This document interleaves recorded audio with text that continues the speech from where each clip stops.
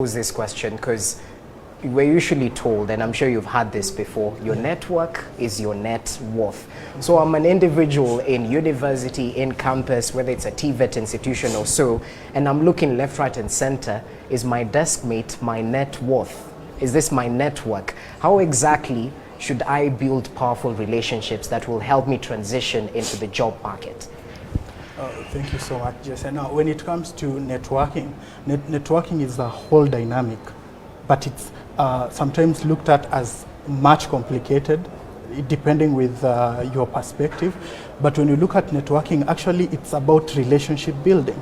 It's about establishing relationships, mutual relationships that benefit the people that you interact with as well. Because I have had situations with my clients in the past where we have a person comes and says, okay, Douglas, I don't know who to network with. I don't know who to connect with. Then I only ask them one question. So what is your goal?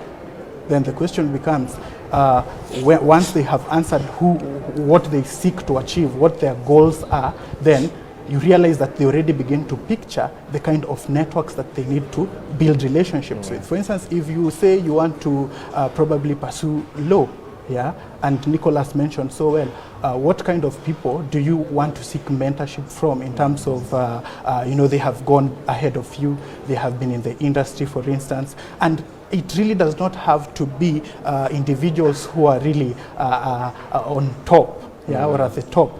It can be even colleagues, because sometimes I have had situations myself whereby a person calls me and says, Douglas, I learned of your services from my house girl. She said that I actually saw a post on somebody's WhatsApp status.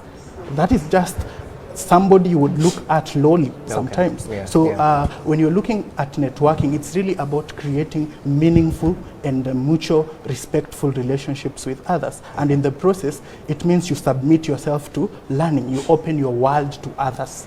That is ideally what I would say as far as networking and, just getting to have relationships means. Okay.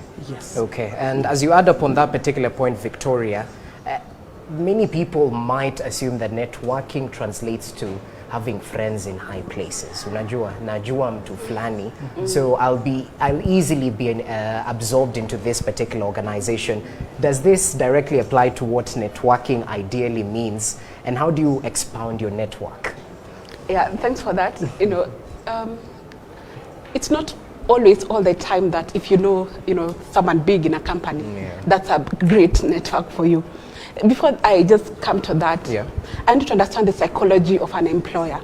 An employer is looking for services. They're also desperate like you. They're looking for someone who is skilled, someone who can do this work fast, efficiently. We want to make money. That's what employers are looking for, honestly, only that. So when you come in, they're not going to do you a favor. You get, they want you to also learn as fast as possible. So in terms of network, normally I divide it into two ways of networking. One, the employers who are really seeking for that worker, let me call them a worker, urgently, like we need to replace this person. The person who was here has left. We need someone today. And this one is saying in the next 4 months, we want to go through a process of hiring interns for us to become some of the best companies that hire, give opportunities for young people. Do you know what? This person who wants to hire this person fast, that's where you should be. So where do you find these people who want to hire you fast? Because the whole process of going into 6 months, 1 million people will apply, and honestly, you might not get. No, everyone makes the cut. Unfortunately. So you want to be where this employer wants to employ people like me fast, immediately. I want to come tomorrow, and it has happened to me, honestly. I've gone the next day and then I get the job. Okay. So where do we find those people? Number one, join a professional organization. Yeah, for instance, for a PR practitioner like myself, I'm a member of Public Relations Society of Kenya. Right. So there we have WhatsApp group, we have meetings every now and then, we know who is who. So when someone is seeking for a job opportunity to replace someone right now, they just post and then here you are going for an interview at Standard, or, and so on. If you're a lawyer, or in the legal field, join LSK and so on. The Marketing Society of Kenya, there's so many, just Google, just do a basic Google. So Number one, join a professional organization. Okay. Number two, offer your services, be available, be everywhere.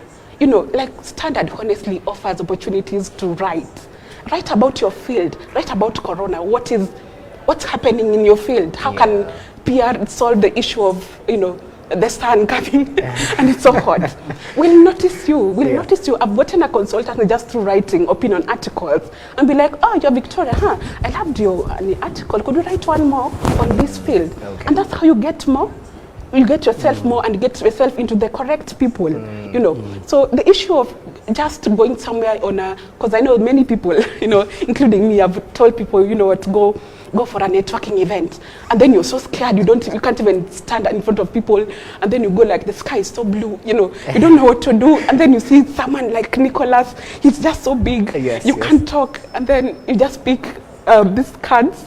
They're called what cards? Business cards. Business cards. Start handing them and out. Then, you know, we tell you to go and write an email or call, and then you call me, and then I'm like, oh, so what do you want me to do? Okay. You know, so follow the process of these people who are looking for this, these opportunities for you guys first.